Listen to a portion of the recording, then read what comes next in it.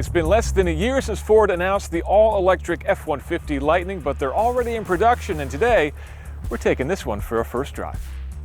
Before we take a deeper look, let's run you through the numbers quickly, since I know so many of you EV hounds out there only care about one thing, and that's the range. Well, good news, the F-150 has lots of it. There are two battery configurations, and the smaller of the two is 98 kilowatt hours, with the extended battery going up to a whopping 131. Depending on configuration, the Lightning is rated at between 230 and 320 miles on the EPA cycle. That's a lot of range, considering this is frankly a lot of truck. A lot of truck with a lot of power too. 452 horsepower in the standard Lightning, jumping up to 580 for the extended range models, both offering 775 pound-feet of torque to all four wheels.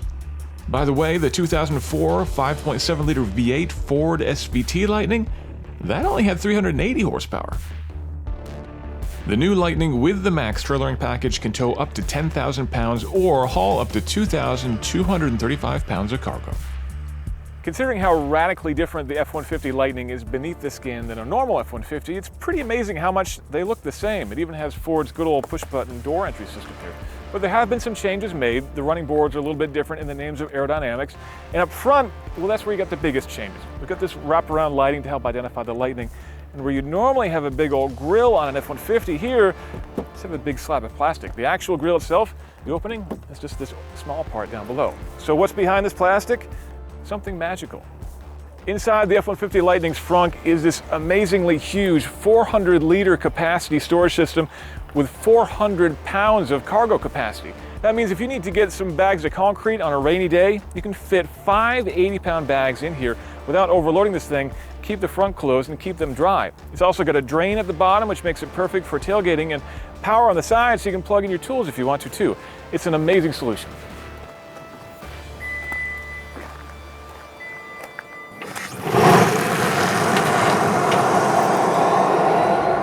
Now it's time to answer the all-important question of what is it like to actually drive the Lightning, and the answer is, it's pretty great. It is really quick to start with. Ford quotes a 0 to 60 time of mid 4 seconds, which by way of perspective is only a couple of tenths shy of a Mustang GT. You put your right foot down and it absolutely leaps forward, and that's despite this thing weighing somewhere around 6,500 pounds. To get this thing up to speed, well, it's got a 580 horsepower because in this Lariat trim we have the larger battery, which gives you more horsepower. And we've also got 775 pound-feet of torque, which is what really gets this thing moving. And because it's electric, of course, no waiting for turbos to spool up or anything like that, just instant power as soon as you put your foot to the floor.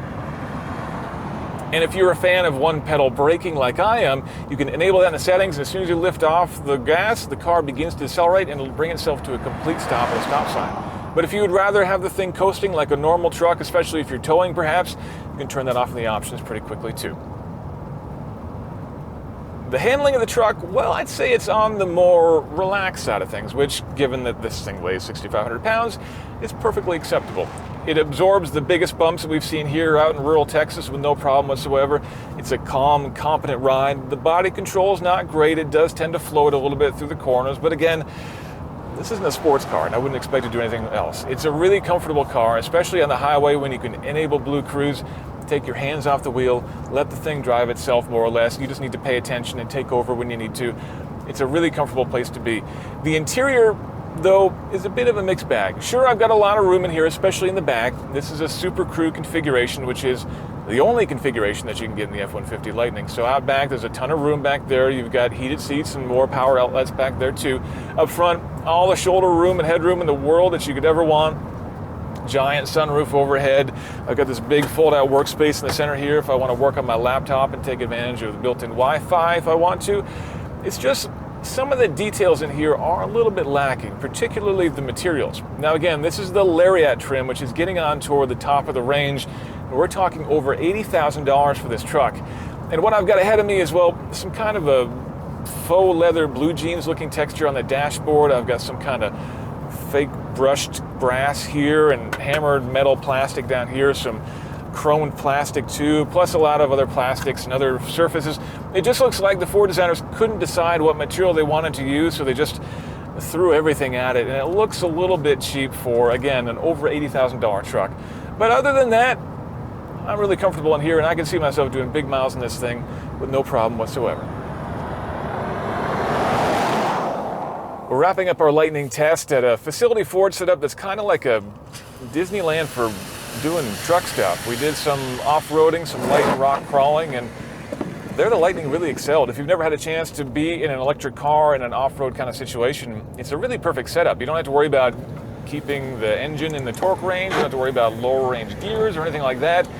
You always have all the torque that you need available to you at any speed, and you've got really precise control over that torque with the throttle, which makes it really great for rock crawling or any stuff like that. We also got to check out the locking differentials in a situation where we unloaded both corners of the car.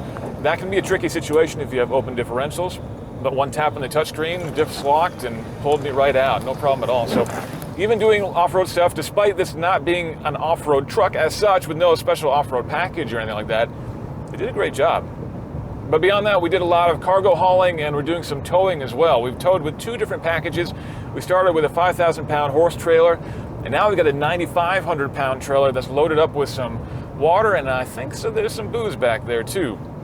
And the truck it's doing great. We just accelerated up to highway speed, no problem. It's braking comfortably and smoothly. Plenty of power, of course, plenty of torque to handle even this much weight, and we are, again, right on the upper edge of the rated towing for the F-150 Lightning. Now, the big question that a lot of you have had about towing, and I myself have been wondering, is what's the range of the truck like when you have something attached to the hitch out back? And we've only been doing pretty short loops, about 15 or 20 miles, and they've been mostly low-speed loops as well, so the aerodynamic penalty of a trailer hasn't really been factoring in. But we've been seeing roughly in the 1.2 to 1.4 mile per kilowatt hour range. That gives us a theoretical maximum range with the extended range battery pack of somewhere in the 150 to 170 mile range. And interestingly, the truck can actually adjust its estimated range based on the weight of the trailer or the weight of the cargo that you're hauling. If you enter in a new trailer into the infotainment system here, you tell it how heavy the trailer is, and it will adjust the calculated range of the truck based on that, and also based on the route that you plug in a navigation system, looking at things like the current weather forecast and also the topography of the route that you're going to be going on. And overall, the truck on a full charge was giving an estimate earlier of about 150 to 160 miles, which again seems to fall more or less in line with the calculations based on that. I think that could go down a little bit more if you go a higher speed on the highway, but overall we're seeing, maybe 50% range reduction when you're trailering. Now that is a significant amount of range lost, but if you've ever towed something heavy with your truck, you probably see a pretty significant decrease in fuel consumption as well, so it's to be expected. But again, this is just a really early testing on short loops. We haven't had a chance to do a full long range test with the trailer, which is something that we look forward to doing when we get a chance to live in one of these a little bit longer. I've also had a chance to try a couple of different trims of the Lightning. We're now in the Pro model, which is the base, the cheapest edition, available starting at about $42,000. This one, though, has the extended range battery pack and the max trailing package and a few other things, bringing it up to the mid $50,000 range. But overall, it's just as comfortable as the more expensive ones, perhaps even more comfortable. I think I like these seats better, and I certainly like the more muted interior colors we've got going on in here too. But regardless of whether I was off-roading, trailering, hauling, even doing a little bit of rallycross action, the Lightning has not disappointed. As capable as the Lightning is in motion, if anything, what it can do when stationary is even more impressive. Those outlets in the bed can of course power tools at the job site, or even recharge another EV, but that's just the beginning. When you option out the F-150 Lightning with the extended range battery, it comes with what Ford calls Charge Station Pro, which is a fancy charger with bidirectional capability.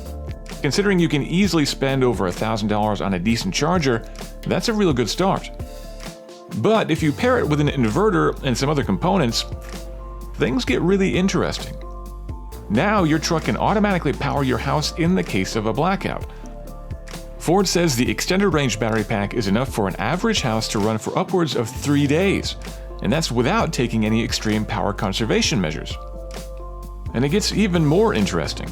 The system can be set up to selectively charge or discharge the truck based on time of day and utility metering. So if you live in a part of the world where electricity is significantly costlier during the day, your truck could actually power your house through the most expensive part of the day and then recharge itself at night when it's cheaper, completely seamlessly. Pair that with a solar system, and the benefits, they just get brighter. Whether on-road or off, unladen or loaded down with about $1 million worth of plywood like this one is right now, the F-150 Lightning, it didn't skip a beat. The only question I have right now is what is the range going to prove to be with a full test with a trailer, and for that you're going to have to wait for the full review. But the thing is quiet, comfortable, capable, and it sure looks like the Lightning is the complete package.